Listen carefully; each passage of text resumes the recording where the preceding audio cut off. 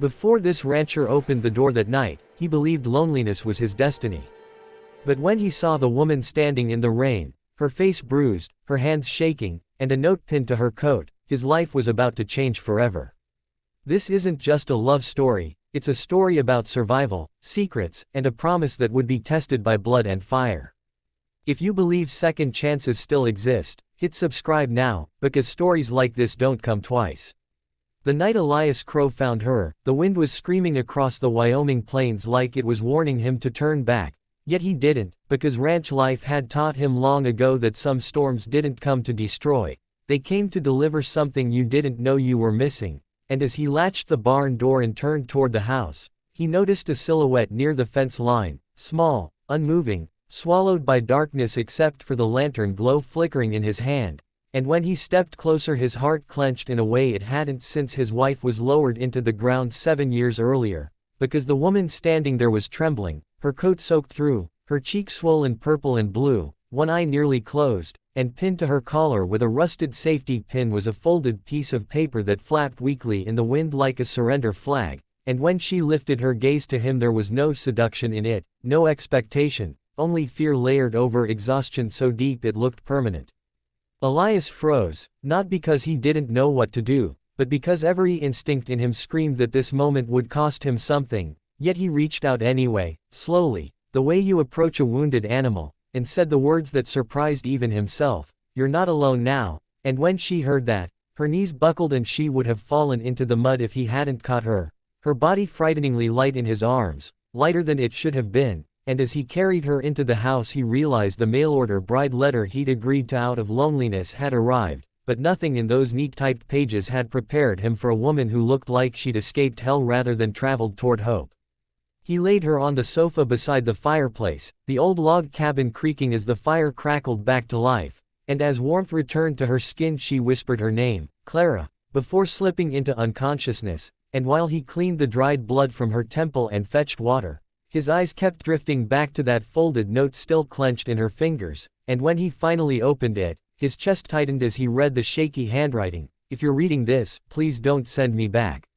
He will find me. He always does." Elias didn't know who he was, but he knew the fear in that sentence wasn't imagined, because fear like that only came from experience, from nights where screaming brought punishment and silence became survival. And as the hours passed and Clara slept, twitching as if reliving things she couldn't escape even in dreams, Elias made a decision he didn't realize would set his ranch on a collision course with violence, lies, and a past that refused to stay buried.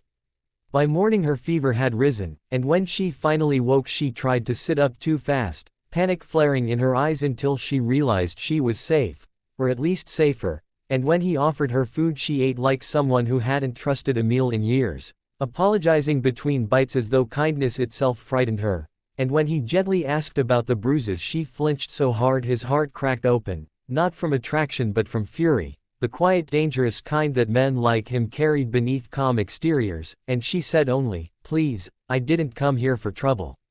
Which was when he told her she wasn't trouble, she was his responsibility now, because whatever arrangement brought her to his door, he would not be the man who handed her back to pain. Days passed, then a week, and Clara began helping around the ranch, moving carefully, always watching the horizon as if expecting a rider to appear, and Elias noticed things, how she never stood with her back to a door, how loud voices made her hands shake, how she woke screaming some nights only to apologize afterward like the nightmare was her fault. And though something fragile grew between them, neither dared name it, until one afternoon a black car appeared on the dirt road leading to the ranch, dust curling behind it like a bad omen, and Clara went pale, whispering only one word before collapsing against him, "He's found me."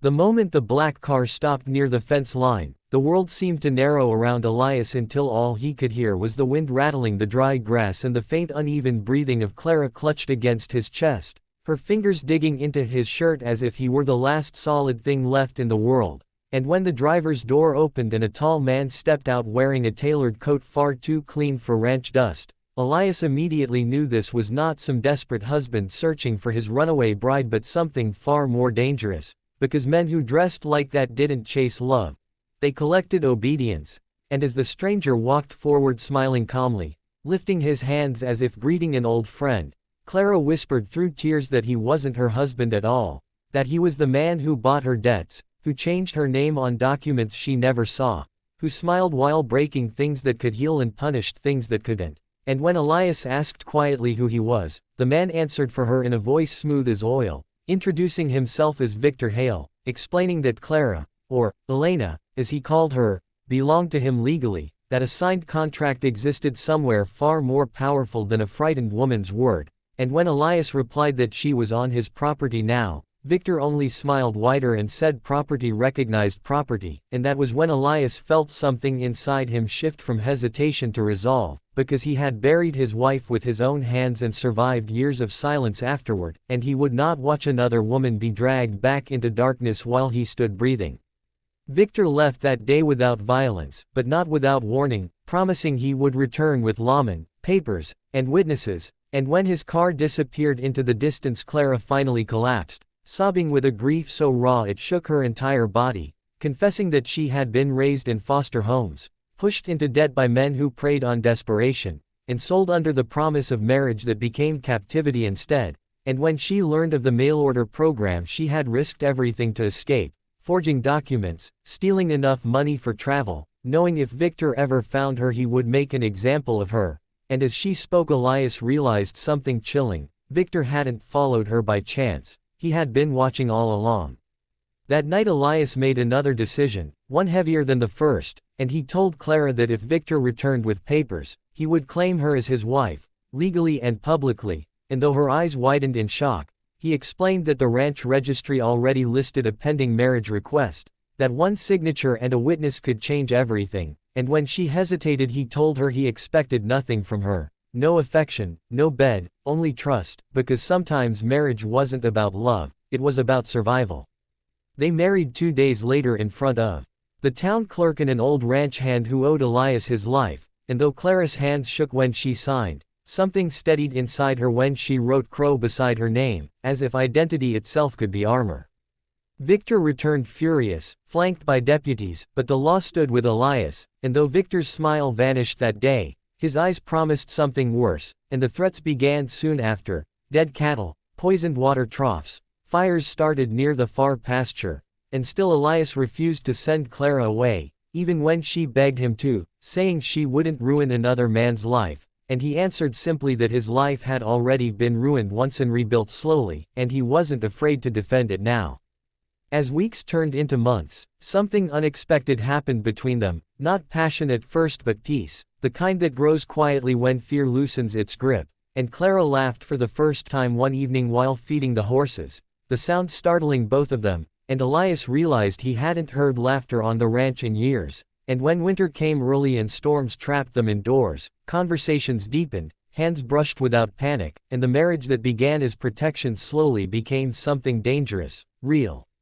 But truth has a way of surfacing when comfort grows, and one night Clara confessed something that made Elias sit back in silence. Victor wasn't just a trafficker, he was her biological father, a man who discovered her existence late in life and decided ownership was easier than acknowledgement, and the debts, the contracts, the abuse were his way of keeping her invisible while profiting from her fear. And when Elias heard that, the rage inside him sharpened into something colder and far more lethal, because monsters who wear family names are the hardest to kill.